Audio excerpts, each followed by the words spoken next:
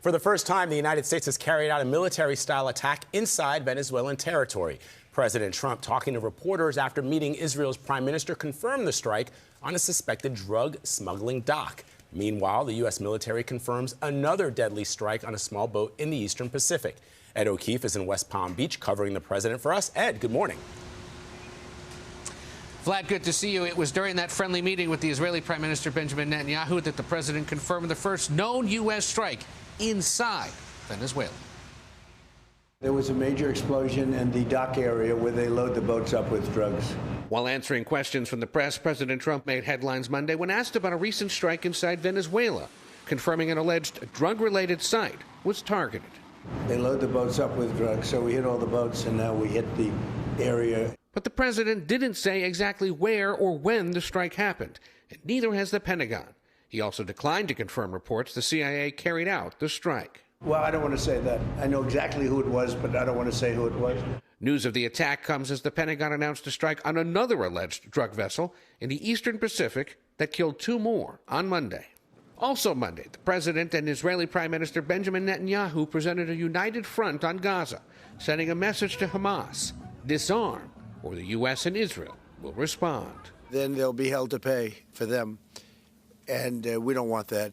Phase 2 of the peace plan includes demilitarization and reconstruction of the Gaza Strip, all overseen by an international body. But the Israeli leader flew to Florida to reiterate his claims Hamas isn't meeting its commitments under the first phase. The deal included handing over all hostages, dead or alive. But the remains of Ron Gavili have not yet been returned. President Trump and Netanyahu met with his parents on Monday. Israel's lived up to the plan 100%. Hamas says that isn't the case and accuses Israel of strikes and limiting humanitarian aid into Gaza. Iran was also top of mind as Israel says it's restocking its ballistic missile supply. If it's confirmed, look, they know the consequences. Consequences will be very powerful, maybe more powerful than the last time. Monday's meeting with Netanyahu came just a day after the president met with yet another wartime world leader, Ukrainian President Volodymyr Zelensky, hoping to move peace talks along. Ukraine is ready for peace. Before and after Zelensky's visit, the president spoke with Russia's Vladimir Putin. And Russia is now accusing Ukraine of a drone attack on one of Putin's homes. Ukraine denied the claims as it's faced a recent barrage of Russian attacks.